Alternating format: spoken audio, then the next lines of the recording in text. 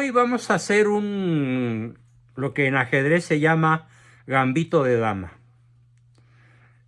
¿En qué consiste? En hacer un cambio de tema para crear en el grupo una sensación de descanso. Hemos estado viendo temas relacionados con el acontecer político de México. Han sido temas muy pesados, han sido temas para mí muy difíciles de preparar bien, de desarrollar, y algunas personas en privado me han pedido: oye Juan, danos 1 o 2 sesiones de descanso, estamos muy agobiados por tanta información. De hecho, una familia que yo aprecio muchísimo, me dijo: nos vamos a salir un par de sesiones o 3, porque la información que nos has estado dando nos ha provocado lo que se llama estrés informativo, distrés informativo, agobio informativo. Entonces decidí hacer un gambito de dama, ¡pum!, cambiar las piezas de lugar y empezar hoy con otro tema de otra manera, y lo voy a dedicar a este tipo de temas los miércoles. Por salud mental, para disminuir la avalancha de información, para disminuir el distrés que muchos sienten cuando hablamos de todo lo que está sucediendo en nuestra patria y en el mundo, y que tanto nos afecta en nuestra vida familiar, profesional, económica, etc. Hoy vamos a hablar de un tema estrictamente enfocado al desarrollo de la personalidad desde el punto de vista psicológico. O sea, me quito mis cachuchas que he estado utilizando en las últimas sesiones, me olvido de la Agenda 2030, me enfoco directamente a que todos seamos mejores versiones de nosotros mismos desde el ángulo que nos brinda la escuela realista, la escuela mexicana de psicología realista, como herramientas para la vida cotidiana. Herramientas para ser mejor papá, mejor esposo, mejor hijo, mejor hermano, mejor ciudadano, mejor creyente, mejor católico, simplemente mejor persona, con la enorme riqueza que la psicología moderna ha estado creando para el consumo, el conocimiento y la aplicación de todas las personas de buena voluntad. Quiero comenzar con la explicación de un artículo que escriben 2 grandes investigadores de la Universidad de California. Los autores se apellidan Lyman y Baran. Barin se escribe, pero como es francés se pronuncia Baran. Lyman y Baran, de la Universidad de California, nos dan un dato verdaderamente interesante, que en tan solo 3 años, del 2021 al 2024, se ha creado más información disponible que en toda la historia de la humanidad, anterior al 2021. Fíjense el brutal peso de esto. En tan solo los últimos 3 años, la información disponible en ciencia, en política, en religión, en criminología, en criminalidad, en política, en deportes, en diversiones, en mass media, en televisión, en radio, en cine, etcétera, etcétera, etcétera, etcétera, un etcétera interminable, es mayor a toda la información creada del 2021 hacia atrás. Y es una investigación tremendamente seria. En toda la historia anterior de la humanidad, y además con incrementos anuales del 30% a partir del 2024. O sea, a finalizar este año tendremos 30% más cantidad de información disponible que la que había en enero. Es como si estuviéramos en una habitación, dicen ellos, con muchas rendijas por las que se cuela información. Internet, correo electrónico, redes sociales, vean cuántas hay, multitud. Radio, cine, prensa, televisión, etc.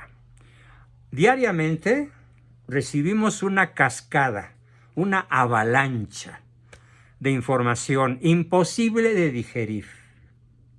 Por eso quiero hacer un descanso de esta información y regresarnos a una mirada a nuestro propio interior, buscando ser psicológicamente, no informativamente, sino psicológicamente, la mejor versión de nosotros mismos. Porque la información que hemos estado manejando es prácticamente imposible de digerir, lo que puede frustrarnos y provocarnos una sensación de que no podemos ponernos al día en ningún tema. Y de aquí, de todo esto que acabo de explicar, surge algo de lo que yo me di cuenta en mi propio caso y curiosamente en el caso de mi propia esposa, que siempre ha sido mi fiel seguidora. Y cuando subo a la recámara después de la sesión y le pregunto cómo te sientes, casi siempre en los últimos 6 meses su respuesta ha sido agobiada por todo lo que dijiste, preocupada. La última vez me dijo aterrada. Y bueno, ¿y qué podemos hacer? Y curiosamente estábamos viendo una serie que se llama Gambito de Dama. Y cuando estaba viendo yo lo que hacía una niña campeona mundial de ajedrez, ya siendo adolescente, cómo cambiaba las jugadas sorprendiendo tremendamente a su adversario, dije, voy a cambiar la jugada. Para que ni mi esposa, ni mis alumnos, ni las personas que se han tomado un respiro de participar en las sesiones, ni todo el grupo se sienta con lo que estos autores que mencioné llaman síndrome de la fatiga informativa, el cual es una especie de enfermedad psíquica que se produce por el exceso de información densa, peligrosa y dramática. Los afectados desarrollan un cansancio que puede llegar a ser profundo, a la vez que a veces la incapacidad para desconectarse por el temor de perderse de algo importante. Este síndrome se da en personas que tienden a manejar grandes cantidades de información procedente de libros, revistas, periódicos, correos electrónicos, celulares y sobre todo redes sociales.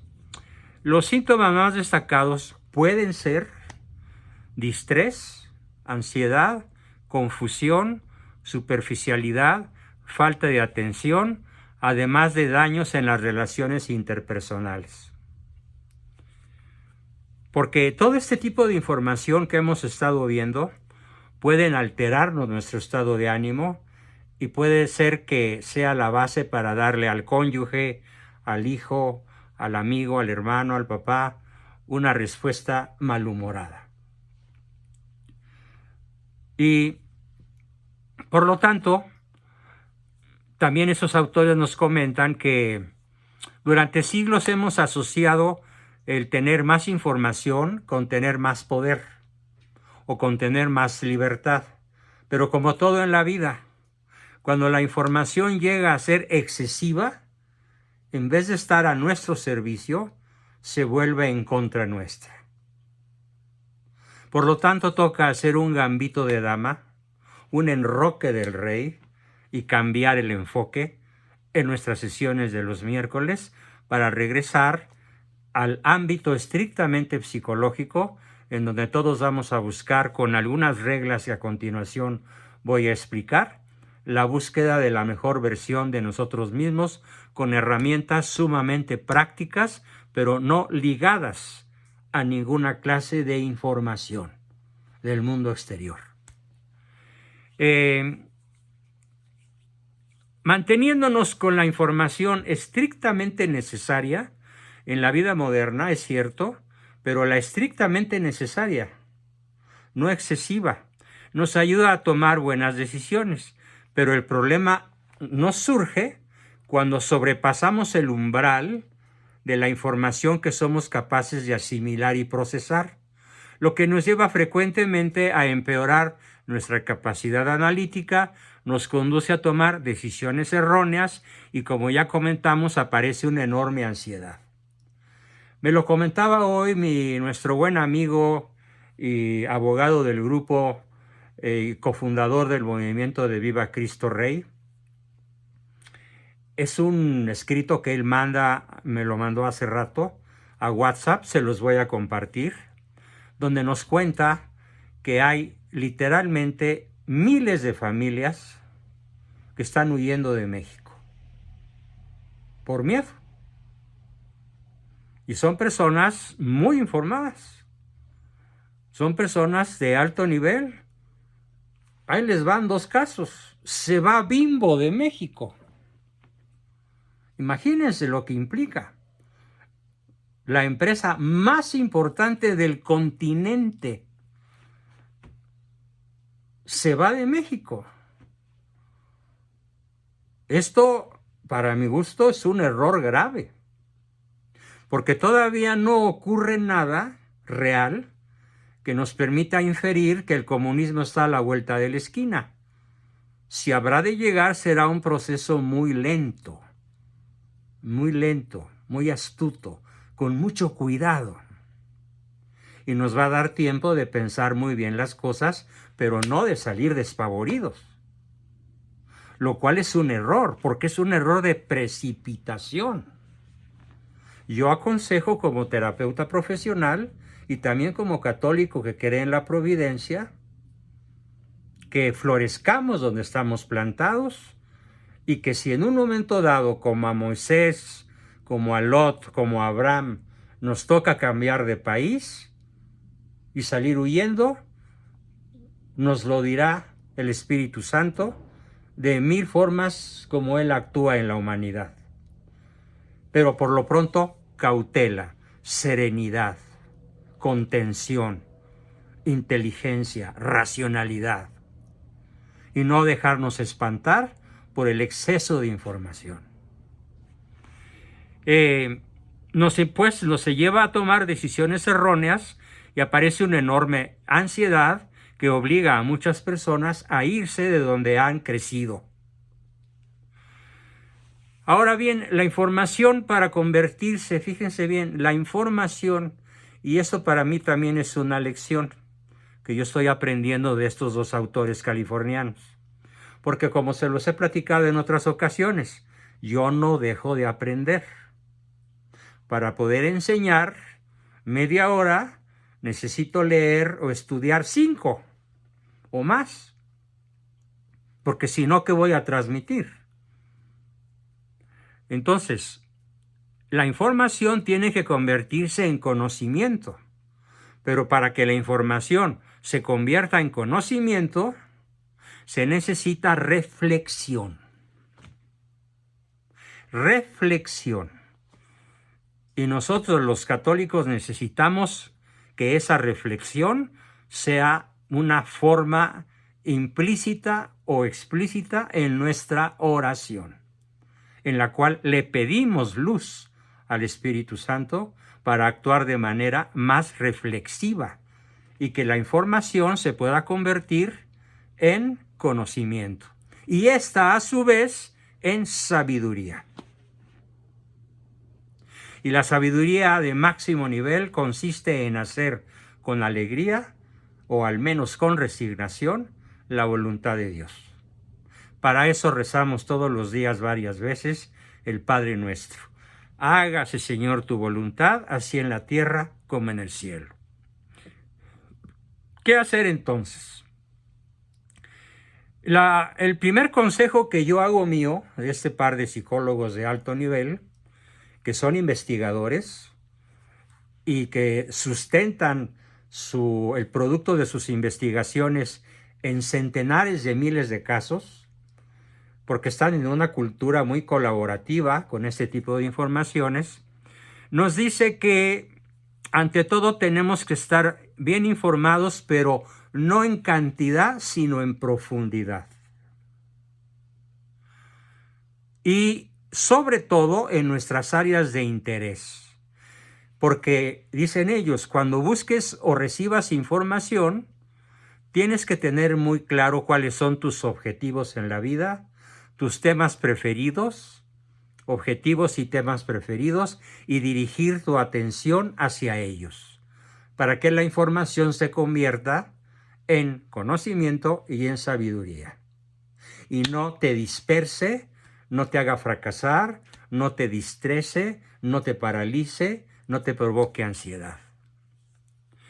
Por eso es muy importante entonces introducir una variante, un gambito de dama, un enroque de rey en nuestros temas para que sea más fresco el proceso de formación en el que todos ustedes me honran con su presencia y con su fidelidad a continuar, para que haya menos fatiga informativa, para aprovechar mejor nuestro tiempo, para aprender más cosas que nos interesan, para disfrutar momento a momento cada uno de los días que el Señor se digne tenernos vivos sobre la tierra, y sobre todo para mejorar nuestras relaciones interpersonales al interior de nuestras propias familias.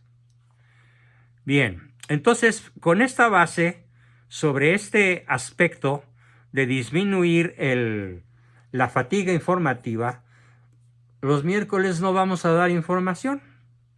Los miércoles vamos a dar herramientas para mejorar nuestras relaciones interpersonales, con quien ustedes escojan. Alguien va a escoger con mis jefes, alguien va a escoger con mis hijos, alguien va a escoger con mi marido, alguien va a escoger con mi esposa, y no faltará el que diga con mi suegra. Bueno, también se vale, ¿no? Así que, comenzando con nuestro tema de hoy, después de esta introducción a la gran temática que estaremos manejando los miércoles, los viernes serán historia y los lunes sí podremos seguir manejando una cierta cantidad de información con moderación y más que con extensión, con profundidad los lunes, de tal manera que cada día sea distinto.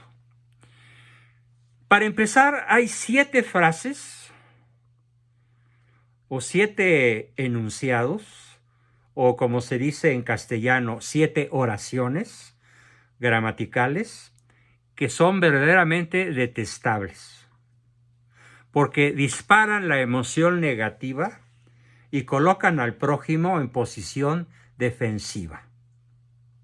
Les voy a mandar la literatura escrita, pero no me molesta, al contrario, sería muy bueno que los que puedan hacerlo vayan tomando notas.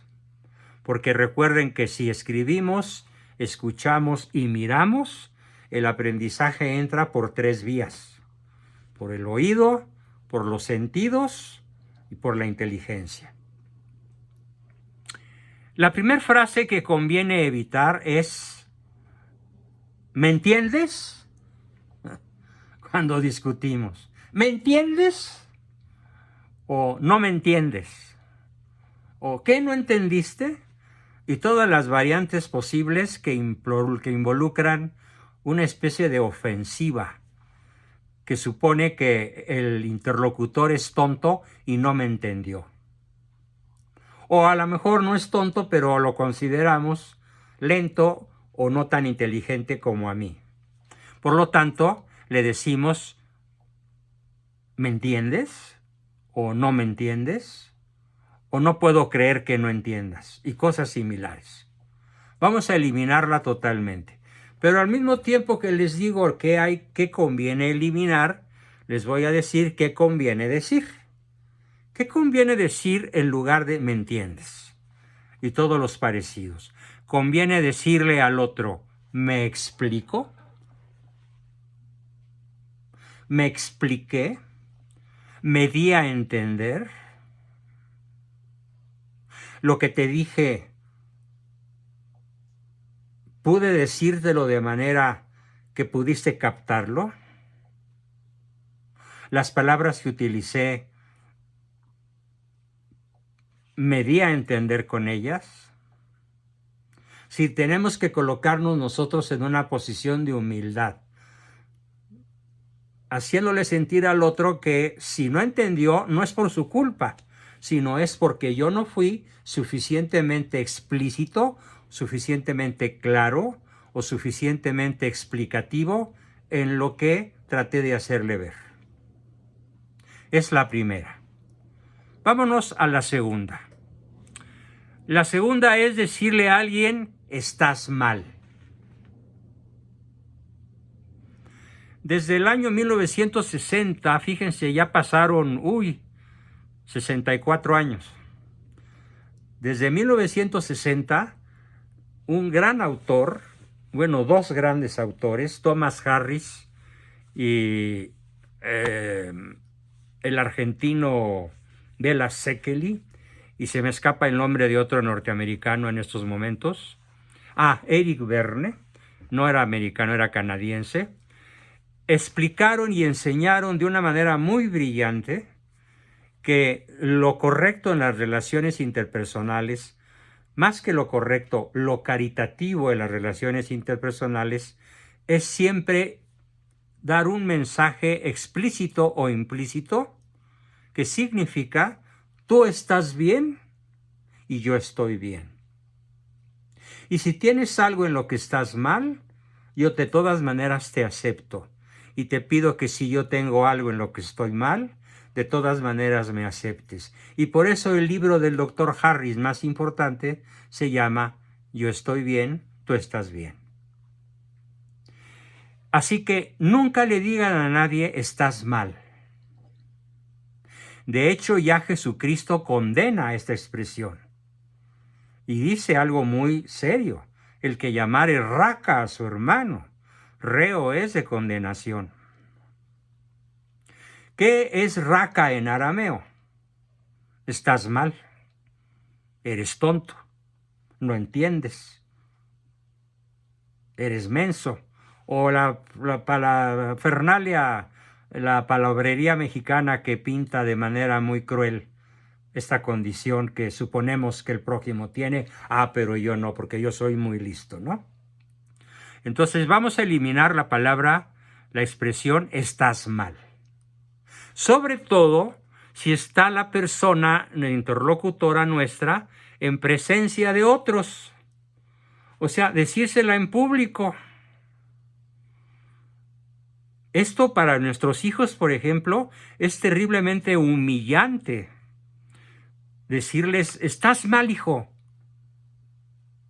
Y están ahí sus hermanos, o sus primos, o sus amigos. Es brutalmente ofensivo.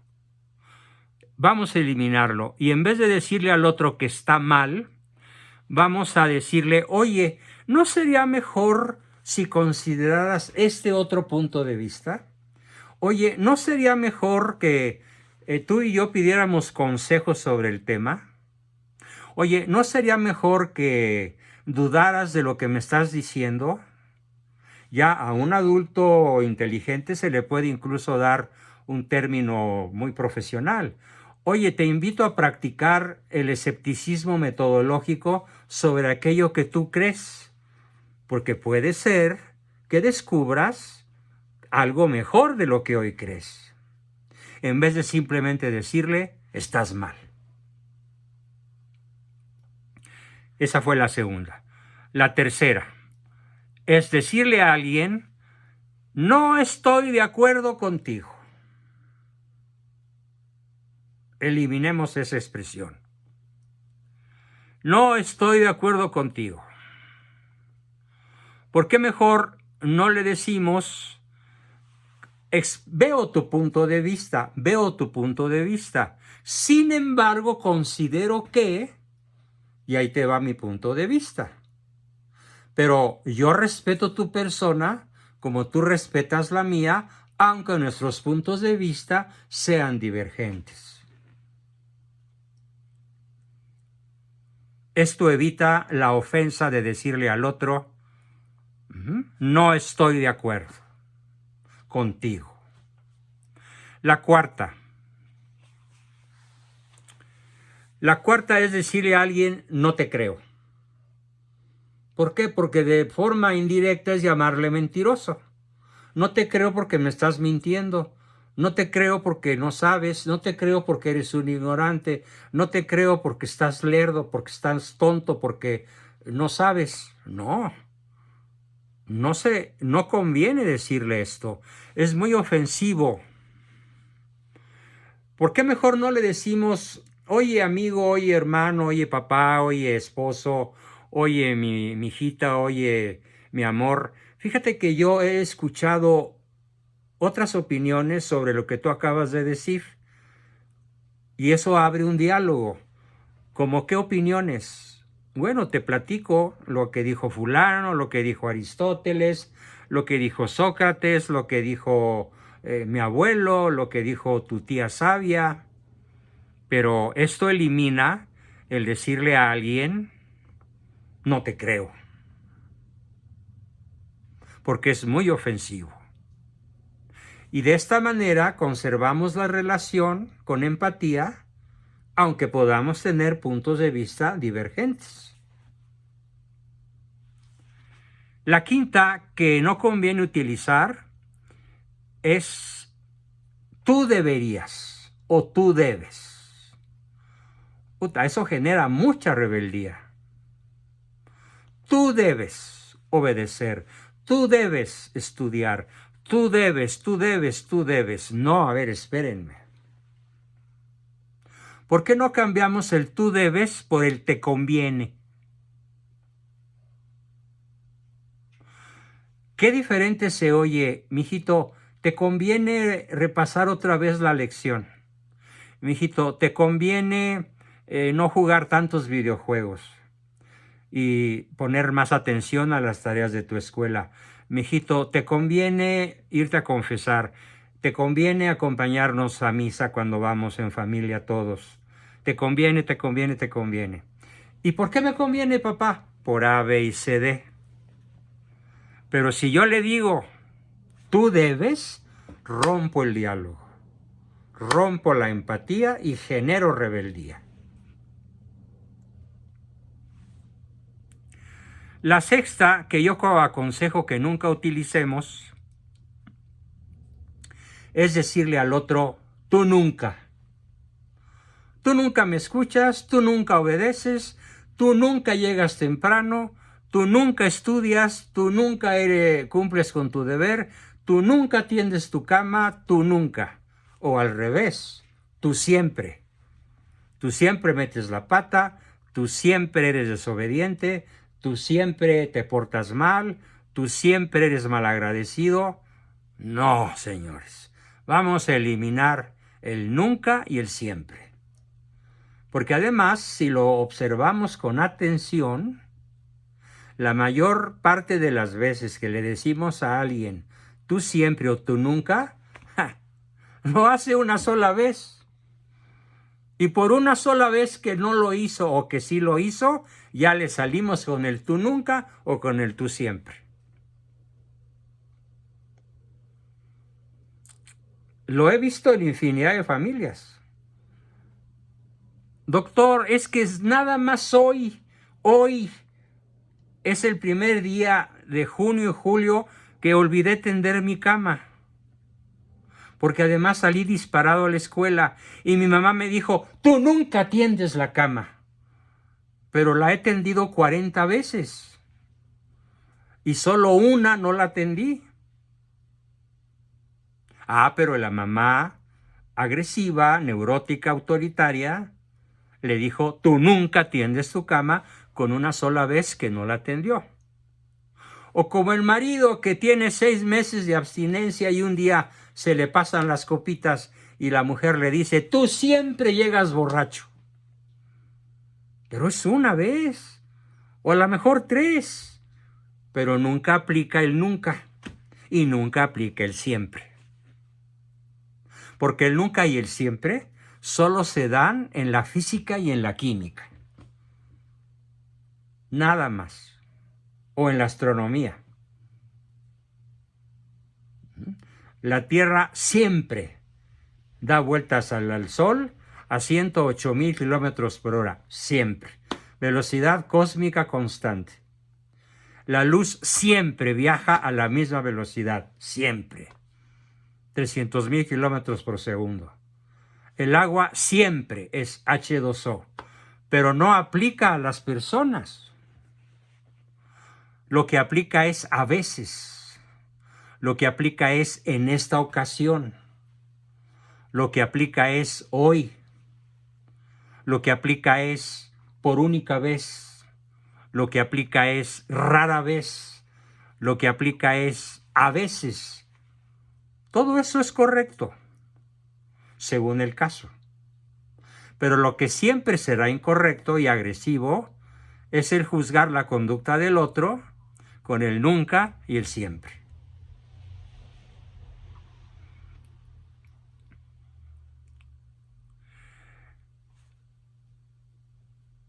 La siguiente, la séptima,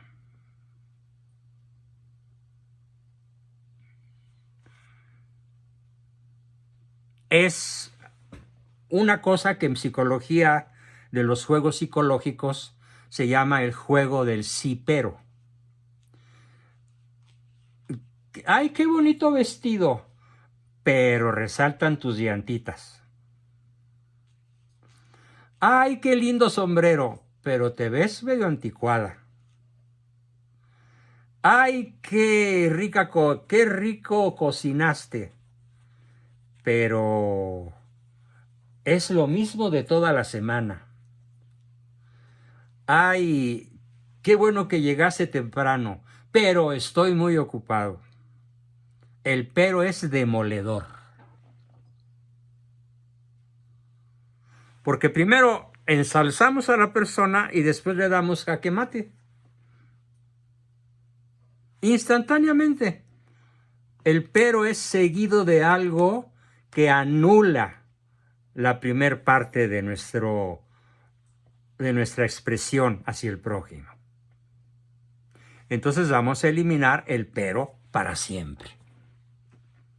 Porque es un juego psicológico que causa mucha ruptura interpersonal, que causa mucha ansiedad y que fractura las relaciones interpersonales. Muy bien, ese fue el primer paquete de reglas. Pero tenemos un segundo paquete que me parece más profundo que el anterior, porque el anterior solamente se refiere a la parte verbal de nuestras relaciones. Pero ahora me voy a referir con 10 ideas a la parte existencial.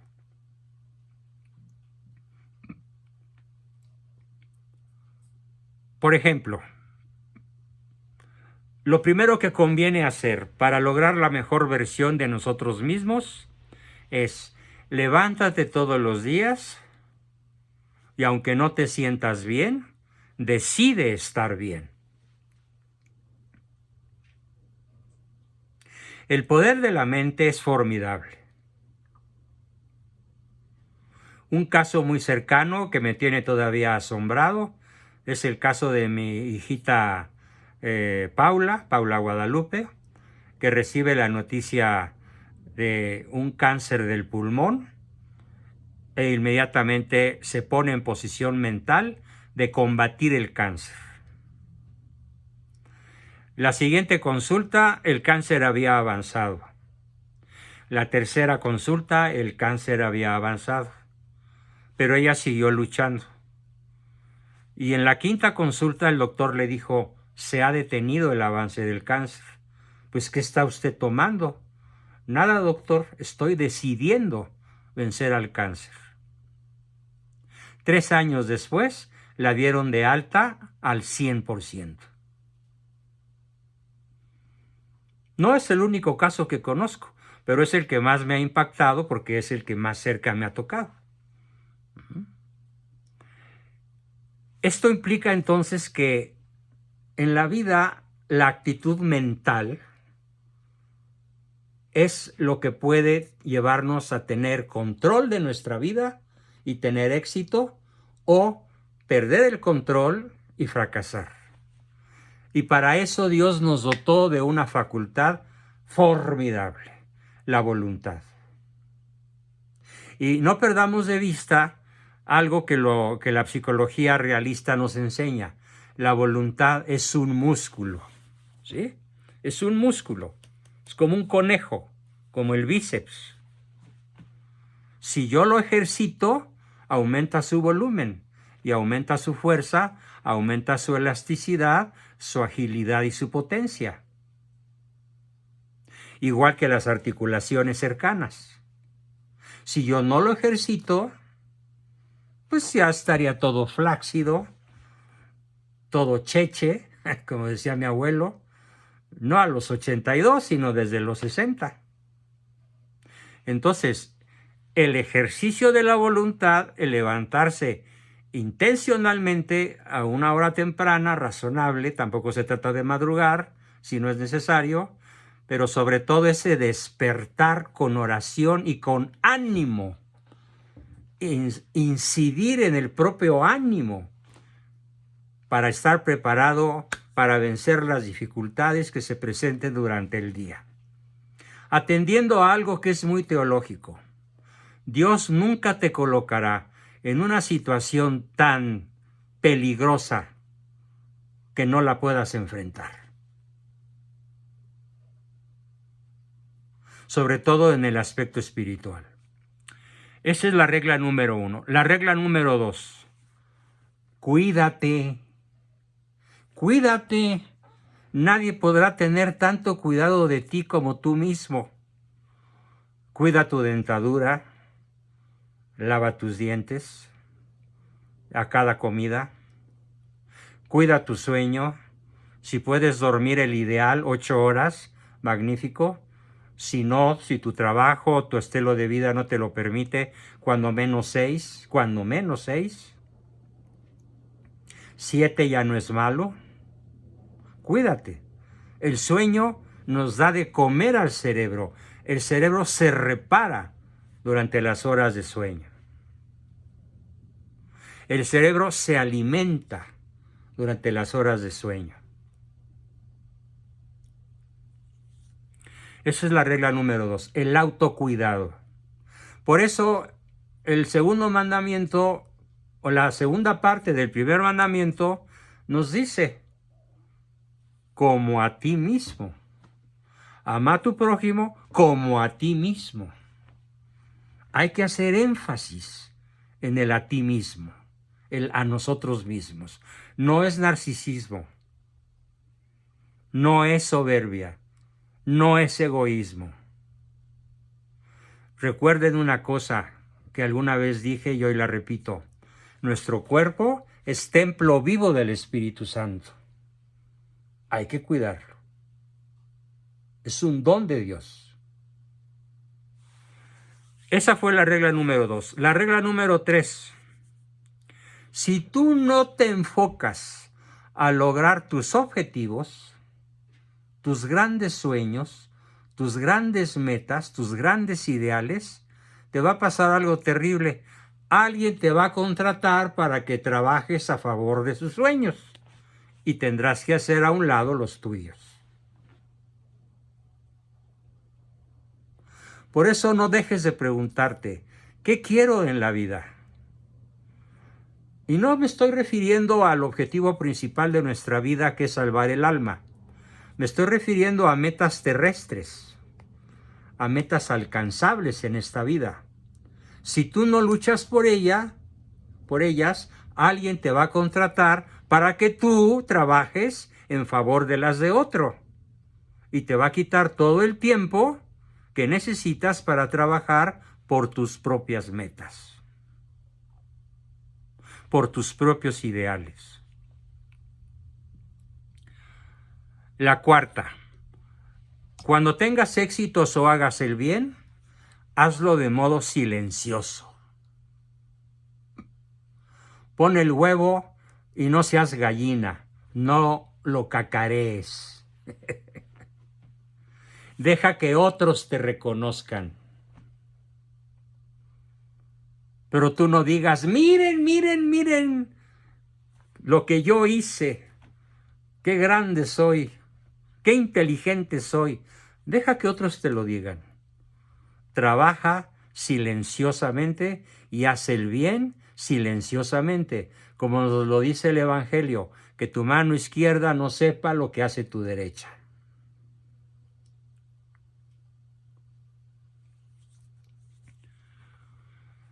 Algo fundamental, la número 5. El pasado es pasado y va a tener un peso significativo en tu vida presente si tú se lo das.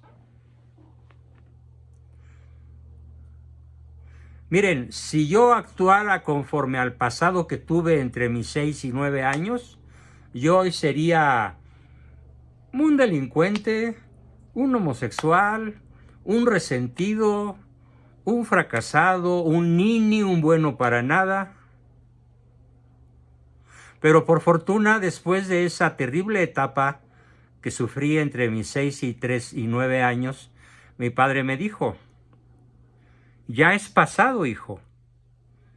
¿Qué vas a hacer hoy? Y sobre todo, ¿qué vas a hacer a futuro? ¿Para qué te vas a preparar? ¿Quieres seguirte sintiendo víctima? Tu vida no tendrá sentido. ¿Quieres ser un triunfador? Deja el pasado en el pasado y que te sirva de aprendizaje y de experiencia todo lo que te pasó. Y se los transmito tal cual. El pasado ya pasó. Freud cometió un error terrible, terrible error, al decir que el presente de las personas está determinado por su pasado. Falso. No es regla fatal. No es absoluta. Puede ser que en un grueso de personas neuróticas que no tienen acceso a esta formación, el pasado siga marcando su vida presente. Pero en un grupo como ustedes ya forman, ya son, el pasado, déjenlo atrás definitivamente y trabajen en el aquí y en el ahora de vista al futuro. Y mientras más lejano sea ese futuro, mayor éxito podemos tener, porque el futuro más lejano posible para un ser humano se llama visión beatífica. En palabras populares, el cielo.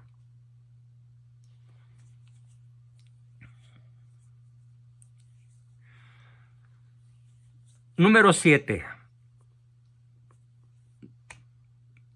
No aceptes... 6, no, el 7. No, el 6, perdón, sí me equivoqué. Número 6.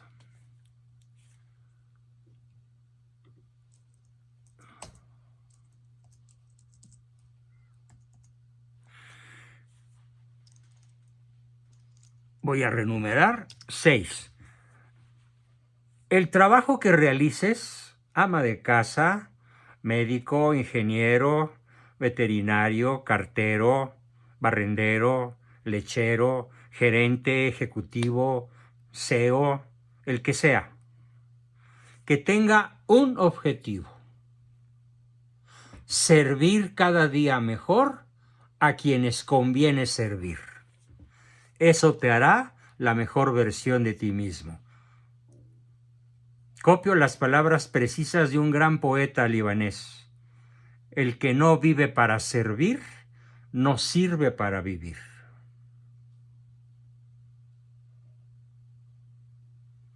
El trabajo tiene entonces que tener un espíritu de servicialidad, no un espíritu de cobro, no un espíritu de mercenarismo, no un espíritu de conveniencia social o de brillo social, sino un espíritu de servicio.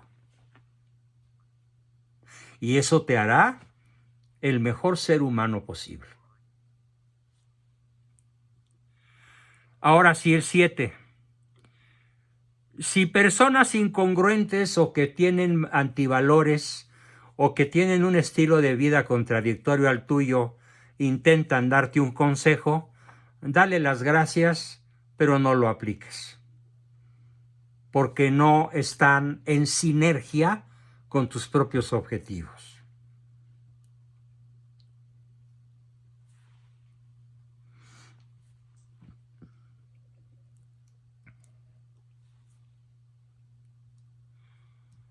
El número 8, ahora sí, el número 8 es: haz todo lo posible por nunca tomar decisiones viscerales, de bote pronto, impulsivas. Si sientes ganas de hacerlo, respira profundo, reza un Padre Nuestro, relájate y cuando estés tranquilo, toma una decisión racional, inteligente, no emotiva, no visceral.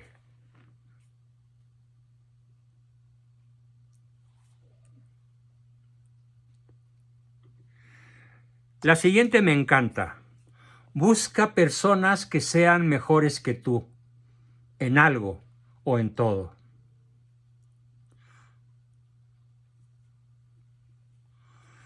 Leía yo la biografía de grandes reyes, magníficos reyes, sobre todo en la Europa de la cristiandad, que duró del año 308 al año 1789, con la nefasta y luciferina Revolución Francesa. En esos 14 siglos hubo muchos reyes de bajo nivel intelectual, o que accedieron al trono siendo niños o adolescentes. ¿Y saben cuál fue su mérito extraordinario? Que supieron rodearse de sabios. Busquen personas que sepan más que ustedes. Júntense con el que sea mejor que nosotros. ¿Ahí puedo hacer un comentario? Sí, como no, Richard, claro. Trump es un sopilote. Hablemoslo claro, Trump es un verdadero sopilote. ¿Por qué tuvo tan buen gobierno y por qué ha tenido tanto éxito en las empresas? Porque siempre se rodea de los mejores consejeros posibles. Él por sí mismo, él sería un verdadero sopilote. Le hemos oído decir discursos y dices, por el amor de Dios, ¿cómo es posible? ¿Qué es lo que sucede? Contrata asesores de lo mejor. ¿Sí? ¿Y cuál es el resultado? Que su gobierno fue de los mejores en los últimos 12, 16 años. Sí. Y además que supo no entrar a ninguna guerra. Y como lo ha dicho, si gano la presidencia, se acaba la guerra en Ucrania y en Israel. Y claro, a los fabricantes de armas no les conviene. Ellos van a ser sus grandes adversarios, ¿eh? Dios lo agarre.